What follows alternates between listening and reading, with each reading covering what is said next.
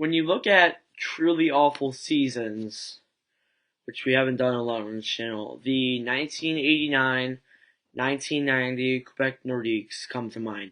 Now, for people that are like my age, like 13 years old, and you kind of like the Nordiques, you didn't have to see this stuff, and that'll probably make you kind of happy. But when you have a YouTube channel like I do, and you come along to the point where you have to review this stuff, it's a disaster. So yeah, I'm starting a new series on the channel where I take a look at just truly awful seasons by NHL teams. And if you like it, make sure to drop a like, hit the subscribe button. I'm trying to get to 200 by the end of the year, 130 by the end of May. So yeah. And there is some positive news going on about the Nordiques right now. The Avalanche have confirmed that they are going to be wearing a Nordiques jersey for at least one game.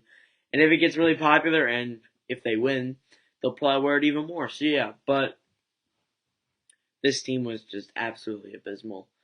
Games 1 through 10. They were 3-6-1. Very bad.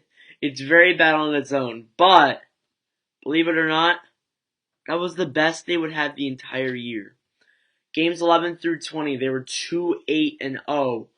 Games 21 through 30, 1-6-3.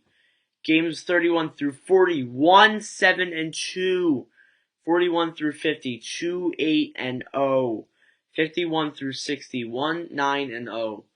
61 through 70, 1-8-1. And finally, games 71 through 80, 1-9-0. For a final record of 12, 61, and 7. That is absolutely unbelievable. And believe it or not, they had one coach the entire season, and it was Michel Bergeron. And I'm surprised that he did not get fired from Quebec. They had 240 goals for, 407 goals against, and they were 54 points out of the playoffs. So, like, by week 4, you're like, oh yeah, this season's over. Because they were 7-27-6 at the time. And then when you hit like the game 61 through 70, you're like, yeah, this is just an absolute miserable season. So yeah, I have no idea how Coach Michel Bergeron did not get fired. And their GMs, Martin Madden and Maurice Filion, who, to be honest, I'm surprised weren't fired as well. To be honest, I'm surprised there weren't like 3 or 4, because this team was really bad. Player stats. Joe Sakic had 102 points. He had 39 goals, 63 assists, and 102 points in 80 games played. I was like, what? How does a player with only 12 wins on his team get 102 points? Like, that just seems like impossible. Like, I wouldn't even do that. My team was terrible this year. Peter Stastny was next in line with 62 games played, 22 goals, 30 assists, with 63 points. You know what happened to him? He got traded. We'll get to that later. Michel Gallet, 57 games played, 16 goals, 29 assists, for 45 points, sorry. You know what happened to him? Got traded. Michel Petit, 63 games played, 12 goals, 24 assists, 36 points. And then Guy Lafleur was 5th on the team, and it just was a miserable season through him. He had to ride through it, and he was coming out of retirement. He came out of retirement. So you're thinking like, oh, poor Guy Lafleur. He only played 39 games played, 12 goals, 22 assists, 34 points.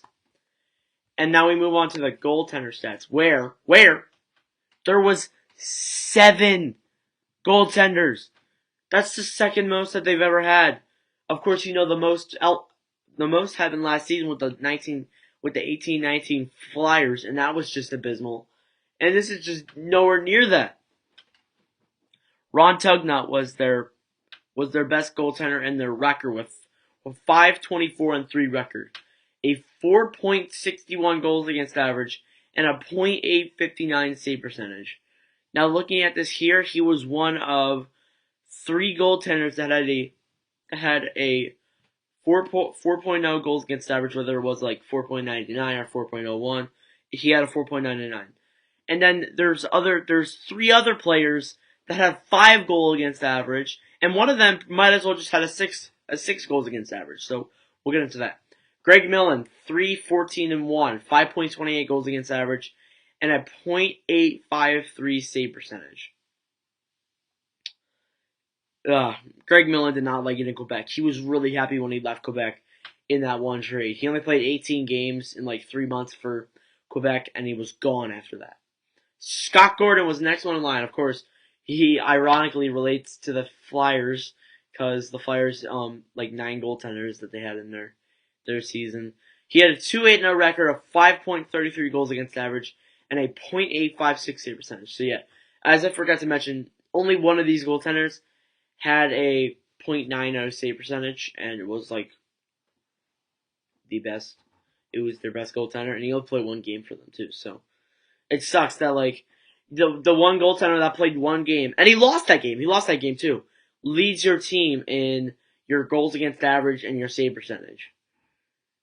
After that, you have Mario Brunetta, who is a 1-2-0 record of 4.08 goals against average, a .869.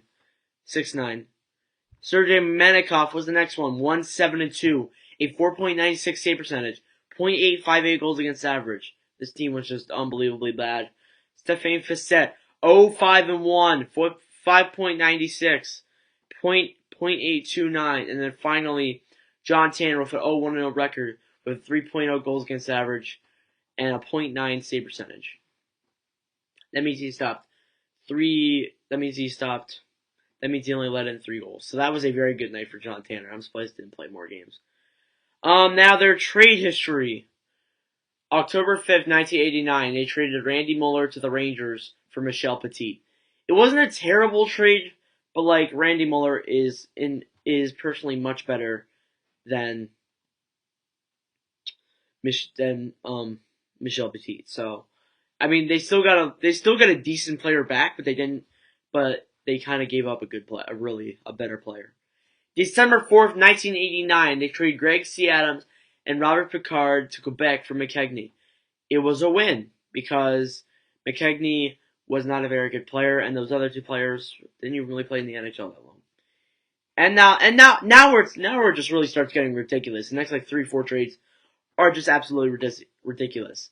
December 13th, 1989, to St. Louis went Jeff Brown, their best offensive defenseman. Why would you trade your best offensive defenseman for Millen, who, as I said, had the worst 3 months of his life, and Herkak, who hardly played? And it was a huge loss, because why would you give your best offensive defenseman for 2 decent players? I'm not hating on these players at all, but like, why? Why would you do that? March 5th, 1990, to Chicago went Michel Gallet and Millen, which I said he had a worst month of his life, and a 1991 6th-round pick to Quebec went Mario Doyon, Everett Sandepes, and Dan Vizslet. Why would they trade away Gallet? Gallet is the main loss of this lost trade. And then the last trade that they had was honestly one of the most ridiculous things I've ever seen. To the Devils went Peter Stastny. What? Peter Stastny was the face of this franchise for a decade and was playing amazing for this team. Yet, no, he just gets traded. And to the Quebec was absolutely the worst deal I've ever seen in my life. Wolanin and Velishek. I'm not hating on these players, as I said before, but still, that's a huge, huge loss.